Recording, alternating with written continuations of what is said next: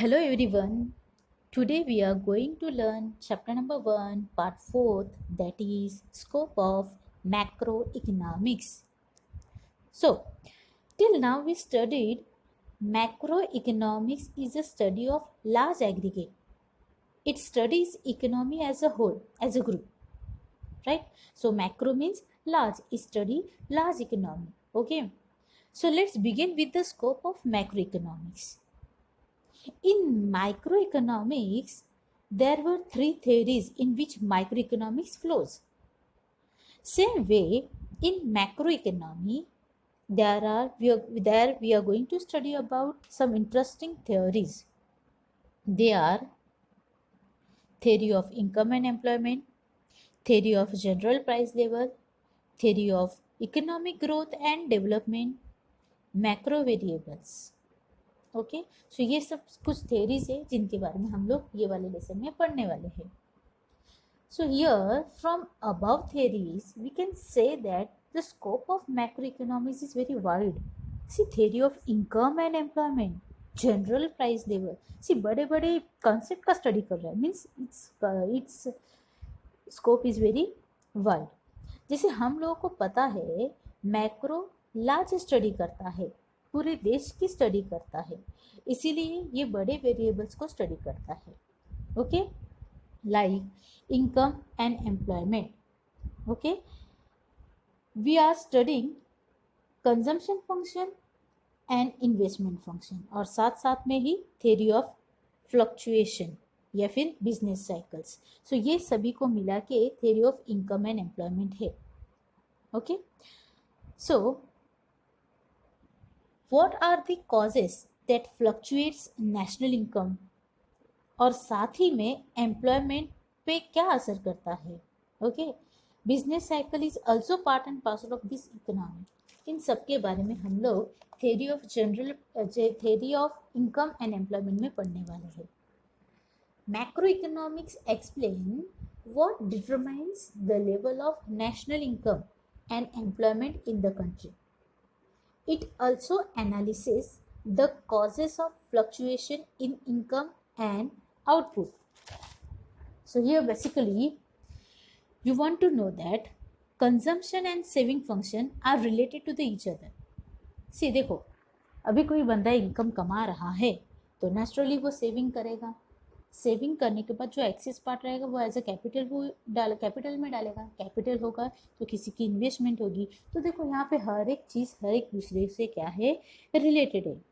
So we can study consumption and investment, we can find out level of income and employment of a country.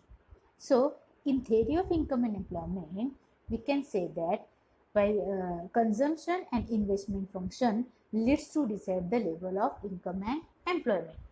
Okay, समझा सभी को. Next, second is theory of general price level.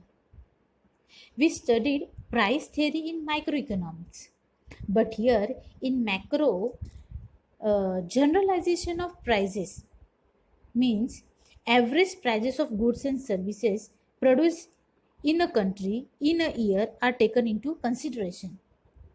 Study of general price level is significant on account of problems created by inflation and deflation. Okay, यहाँ पे क्या बोला है that macro analysis shows how general prices is determined. General means overall prices जो है, average prices है, वो कैसे decide किए जाते हैं. Okay, it also explains the factors that causes fluctuation in the general price level. Okay, ऐसे कौन से factors है जिससे fluctuations होता है. Okay, ये fluctuation की वजह से कुछ कभी कभी इन्फ्लेशन आता है तो कभी कभी डिफ्लेशन आता है, जो दोनों चीज़ें अपने कंट्री के लिए हार्मफुल होती है. ओके, तो ये सब चीज़ों का स्टडी करना means theory of general price level and inflation. Then next is theory of growth and development. The theory of growth and development studies the causes of underdevelopment and poverty in poor countries.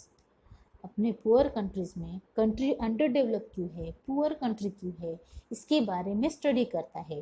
It suggest strategies for accelerating growth and development in that. ये study क्या करता है कि अपनी country under develop क्यों है, poor country के बारे में स्टडी करता है, क्यों वो कंट्री पुअर है, और उसके ऊपर कुछ स्ट्रैटेजीज फाइंड आउट करते हैं, कुछ पॉलिसीज फाइंड आउट करते हैं जिससे वो कंट्री का ग्रोथ एक्सेलरेट फास्टर मूव हो जाए और वो कंट्री डेवलपमेंट बने। So that is what theory of economic growth and development. And last is macro variable theory.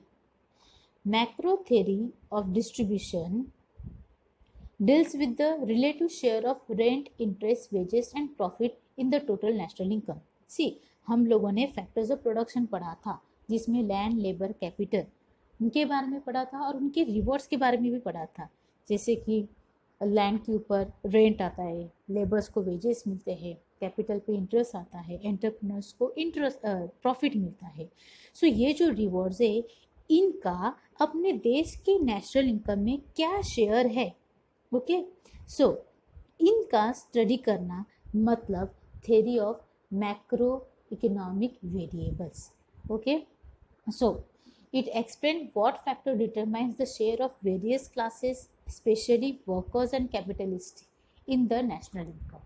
तो ये जो मैंने अभी बताया इनका जो नेशनल इनकम में शेयर कितना है, ओके, और ये शेयर्स कैसे डिसाइड किए जाते हैं, इन सब का मैक्रो इकोनॉमिक वेरिएबल्स में क्या किया जाता है, स्टडी किया जाता है। तो स्कोप ऑफ मैक्रो इकोनॉमिक्स में हम लोगों ने देखा आज theory of income and employment, theory of general price level, theory of economic growth and development and macro economics variable. So यहाँ पे पार्ट खत्म हो जाता है स्कोप ऑफ मैक्रो इकोनॉमिक्स का। तो हम लोग क्विक रिवाइज करते हैं कि हम लोग ने स्कोप ऑफ माइक्रो और मैक्रो में क्या पढ़ा। तो स्कोप ऑफ माइक्रो इकोनॉमिक्स में हम लोगों ने देखा there are 3 theories. They are theory of product pricing, theory of factor pricing and theory of economic welfare.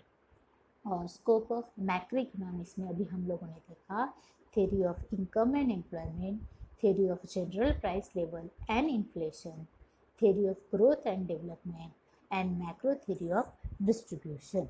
Okay, तो यहाँ पे scope and subject matter of micro economics and macro economics खत्म हो रहा है। ओके, इनके बारे में भी कुछ डाउट्स रहेंगे तो please ask me in our respective groups so I can clear your doubts.